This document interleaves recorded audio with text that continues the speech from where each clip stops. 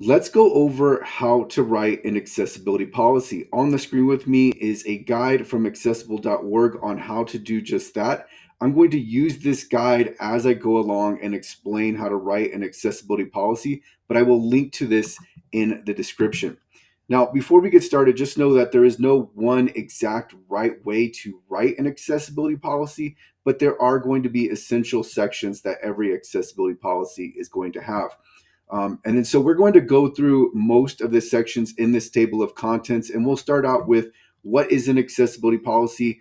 Well, it really just outlines your organization's commitment to accessibility and then details how exactly you're going to follow through on that commitment with specifics. This is where we actually get into how does this actually happen? When is the deadline for this? And these are internal deadlines, and this is an internal facing document. So the purpose of an accessibility policy is to set an organizational approach to accessibility, and it's going to guide your employees, staff, contractors, whoever is participating in your accessibility. This is going to be the internal document that guides those efforts. Do you need an accessibility policy? Only if it's required by law, but it's usually going to come about as the result of your efforts as you're working on an accessibility project that involves multiple digital assets, as you're working on making sure that your internal operations are accessible. You're going to start realizing that there needs to be a centralized document that's organizing everything. And it's usually just a natural progression that happens anyway. So you're going to need some sort of way of organizing your efforts. And usually the best way to do that is just to have a policy. Plus, there needs to be something that sets the tone for your organizations.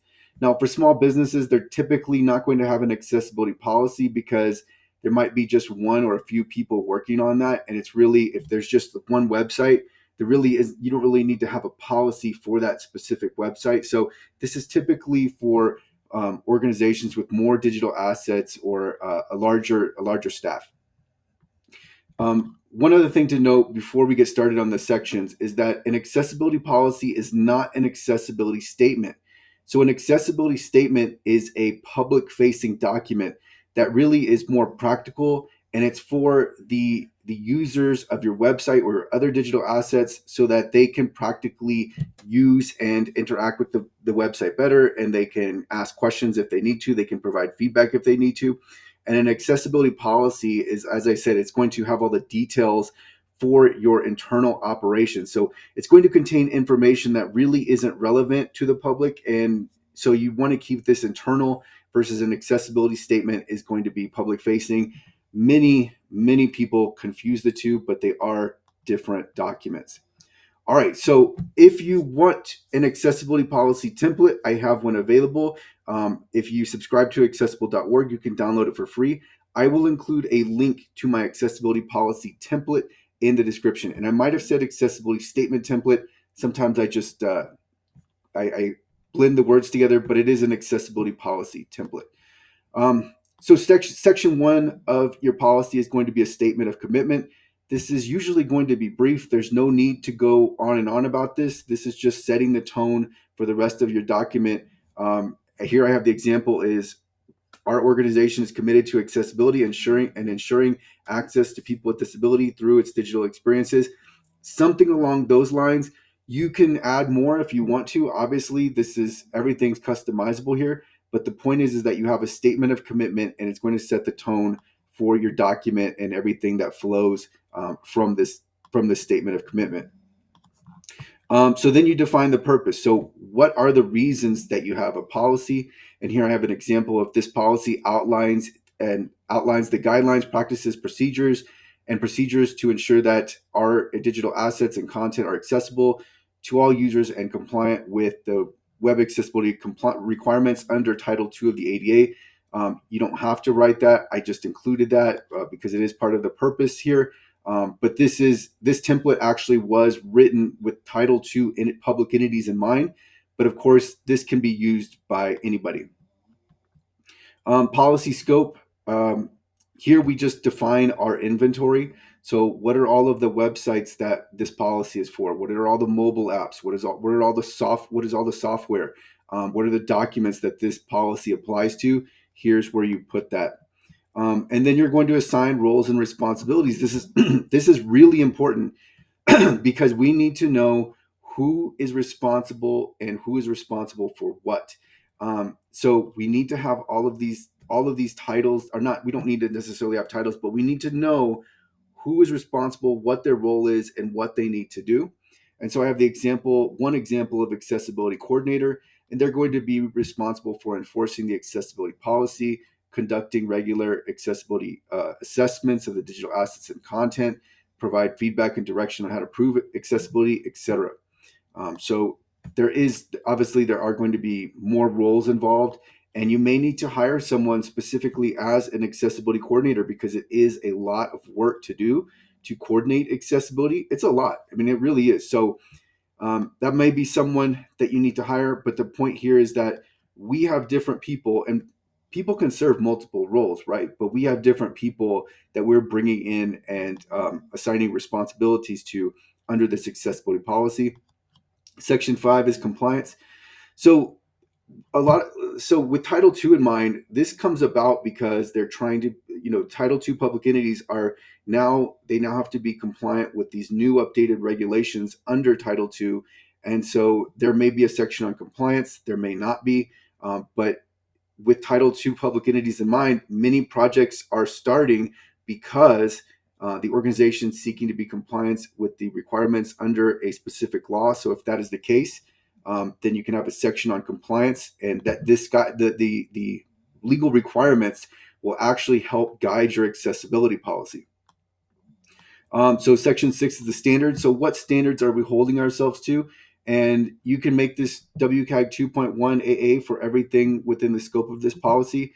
You could have different. You could potentially have different standards for different assets. But the point here is that there is a section for standards.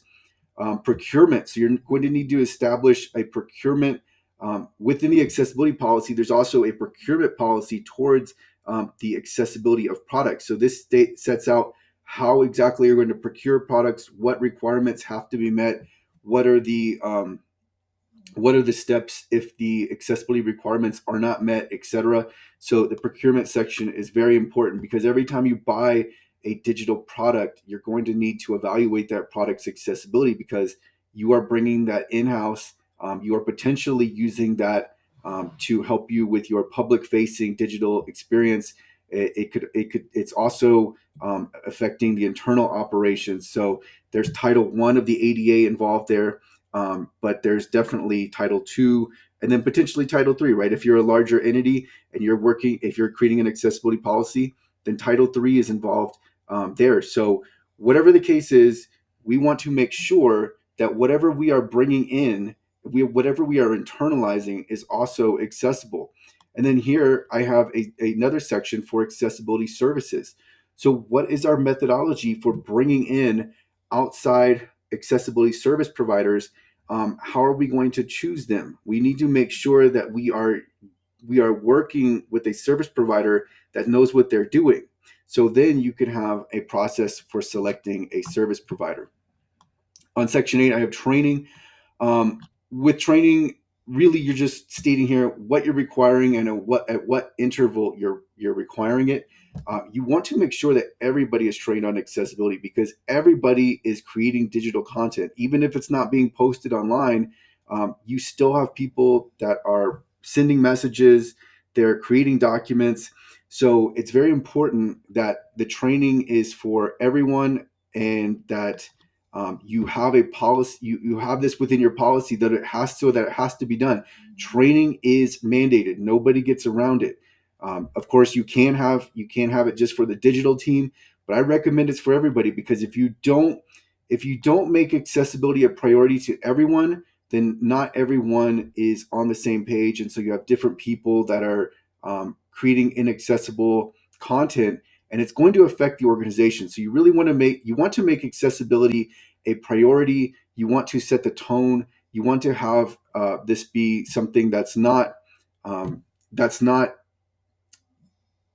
want to make sure it's something that's approached seriously and taken seriously, and that's implemented. And you don't want to have there be, let's say, different C-suite executives that disregard accessibility, because if that's the case, you're going to be fighting against yourself for accessibility. So you really need to have everyone on the same page. And then this next section I have is the timeline. So how soon is this going to happen? And what are the deadlines? And then we're going to get to what happens if we don't meet the deadlines. And so when setting the timelines, I have this in another video, but I do recommend that you set the timelines conservatively, because, for example, service providers are out of your control. So even if a service provider gives you the quote of you'll have an audit in 1 month, go ahead and make it 1.5 months. And that way that it doesn't disrupt your timeline if there is a delay in the deliverable. But either way, you have a timeline, and then you break this timeline into different initiatives and different phases, and you outline specific start and completion dates. And so that way, this isn't something that's just, hey, we're going at as fast as possible. This way we know how soon we can expect things to be done, and we can, especially when you're working towards compliance, we do have these specific compliance deadlines. The state of Colorado has specific deadlines.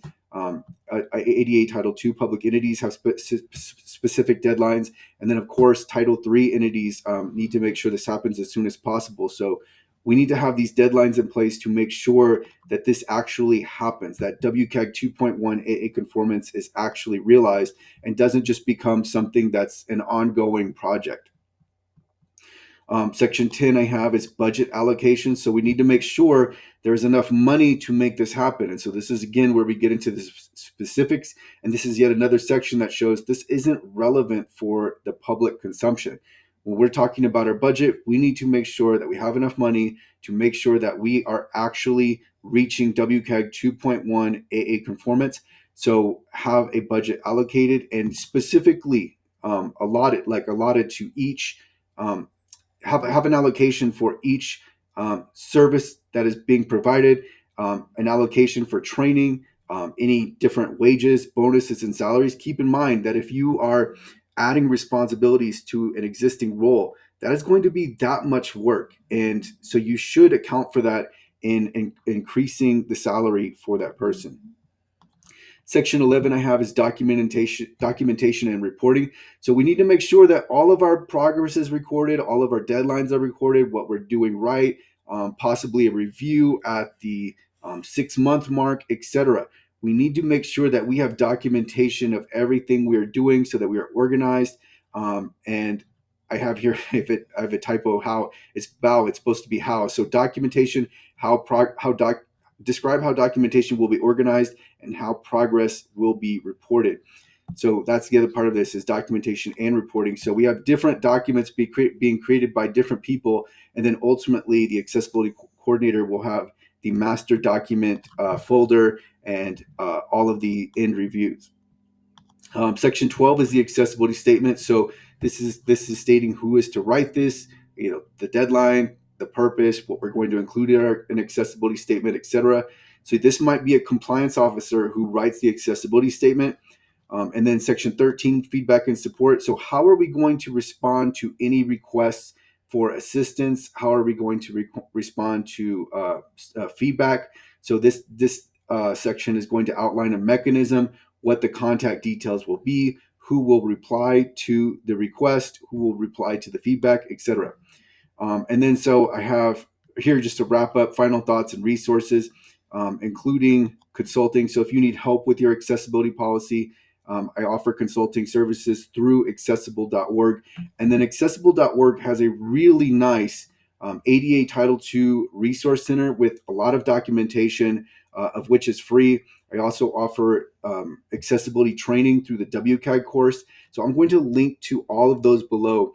But when you're writing your accessibility policy, this is actually going to help you. It's not just the fact that you're creating an accessibility policy and it's good to have a policy.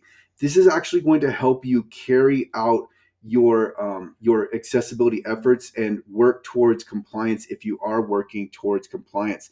So it's a really nice document to have. And keep in mind, it's a living document. You are not held to these to what you originally write. So you usually want to start smaller and then add on top of it as you gain experience. Because if you're new to accessibility, it's just going to take some time for you to familiarize yourself with what you need to know and what is best practice and what you should be doing. So my template's really going to help advance you. And again, I will link to that in the description.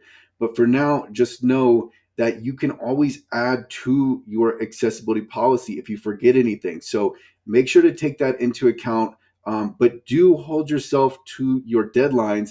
But as I stated, keep them more conservative at first, so that way you don't have to go back and revise them. So this way you can work towards steadily meeting your objectives under this policy. But this is really going to help you, especially public entities that are working towards Title II compliance. But of course, this accessibility policy is going to help all of the middle to larger organizations with carrying out their accessibility objectives. So I will include links to all of the resources in the description.